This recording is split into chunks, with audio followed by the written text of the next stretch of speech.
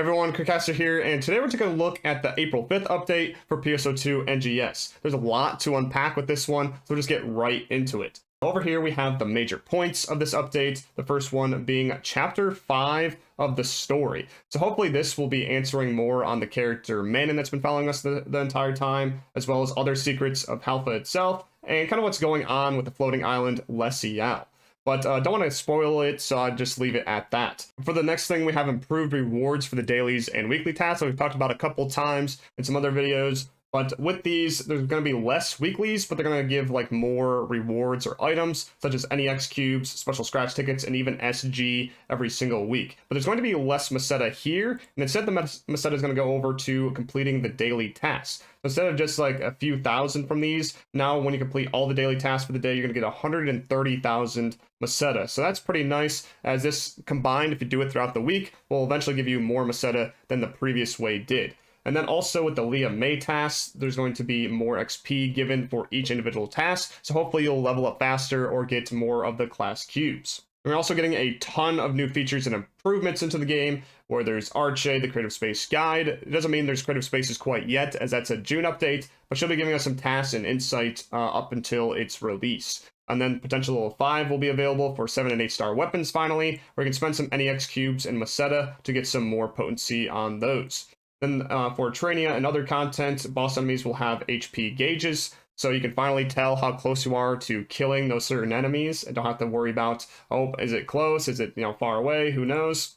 There will be weather icons for certain weather conditions now up next to that compass, or used to just say the day-night cycle, but now actually gives an indication, like here, a cloud and lightning, indicating that there's a storm happening or gigantics are nearby.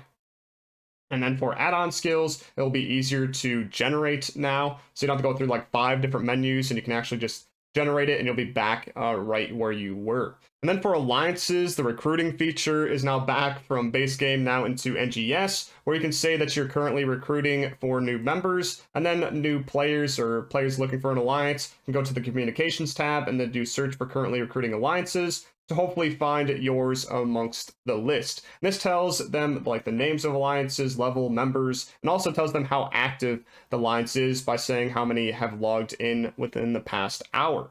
But then for the next feature, there is auto switch lock-on, where if you destroy a part or kill an enemy, it'll just automatically switch to the next thing nearby. I don't know if this will be like annoying or like actually useful. I could see using it in like combat zones if you're just being, lazy or something like that.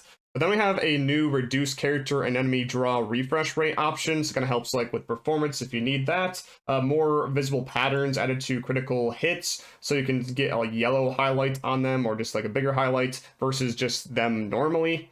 There's a resolution feature for PC only that can improve like the preview window to make it like a higher quality for just checking things out in your looks or in the shop. You can now link looks with a loadout. So like in the class counter, you can make those loadouts with like the weapons and camos, and now you can link your looks, so your appearance, to those loadouts as well. So that's pretty nice. There's new features added to like ARC's ID, like more like options like looking at the camera, hiding weapons, camera angles such as that, blah, blah, blah. A new manage all color settings option within the salon, where all of the colors available to you, such as for your hairstyles and outfits and like cast parts, are now in one spot instead of just like all over the place. It'll still require like salon passes, SG, or color change passes, depending on what it is, but now it's just in a neat organized spot. Up next, we have adjust fixed camera zoom, so you can like zoom in and out better while using the camera. There's a new chat command that you can enter to have everybody face the camera for a picture. New category in the exchange shop to display all selectable items. A new feature to filter all the scratch ticket prizes, so you can filter it by like base wear, inner wear hairstyles, accessories, and more. And then extended storage 7, so if you really need that extended storage like all of these, then you have another one available to you. There's also this other storage for global though, which will be available in the next season pass, so in a week from now, where you can get up to 300 item storage just by using a ticket in the free track on tier 6. They'll give you this storage for 30 days. So just pretty much if you keep playing every single month, you'll get 300 more storage. Then they're adding something to base game, 16 new weapon camos to the exchange shop Rising Weapons badge 5, where you can exchange 300 of these badges that you can earn in base game for any number of these camos. There's a couple of examples here, but they can also be used in NGS if you care to grab them, so you can go hop over and then just hop back once you have obtained them. There's also a new AC Scratch, Combat Classics, which has all of these outfits here, kind of like a punk look, light combat look apparently. But also some emotes and idle, playing with phone, and more. Next thing here, it does say the 12th, which is the new Slayer class a lot of people have been looking forward to, but also on the 5th, they've added the Gunblade Weapon, so a week early from the class itself that can actually use it. So if you wanted to like upgrade one early, or kind of just like farm for one prior to the class, you can do so. And also they added that prep ticket exchange shop. So if you got any of those Slayer Operation prep tickets from that campaign, you can start spending those on the camos, the weapons, and other materials. That's pretty much it for like the major points shown here, but they actually did a ton of update, like finer details throughout the game. I'll probably point out the more notable ones instead of going through this entire list, but if you would care for it, I'll put it in the description down below. So a few things in the item section here that kind of stood out to me. They changed the update schedule for the items in the item exchange Thea section at the item trader from Thursday to Tuesday at 6 p.m. Pacific, so kind of like on the weekly reset now. They also increased the quantity of Aegis Integra that you can exchange for with Astrians every week from 5 to 10 per account. So if you are getting that many Astrians, you can exchange for those. But for me personally, once those boosts stop, I've been barely getting any, so I don't know who's going to be using this. But then they also added gunblades across the board that you can get from the various exchanges and like enemy drops. So like Khazar Mark 1 and Ark's Record Badge, Clophis and the Stee Exchange, Astrian and Aegis Integra 1, and so on and so forth. But then they also removed the augments from certain seasonal weapons, like the seasonal augment on them, so like the Codex, Christia, Tenebris, and Truncal weapons, which basically at this point have no purpose, since you can no longer face those type of enemies, but we're still giving players battle power when it really shouldn't have. So I'm kind of glad that that is gone now. And there's a couple ways to get the Slayer class cubes before the class is even out. You can exchange for them at the Steel Exchange, as well as get them in the Cannonball Strike and Rumble quest.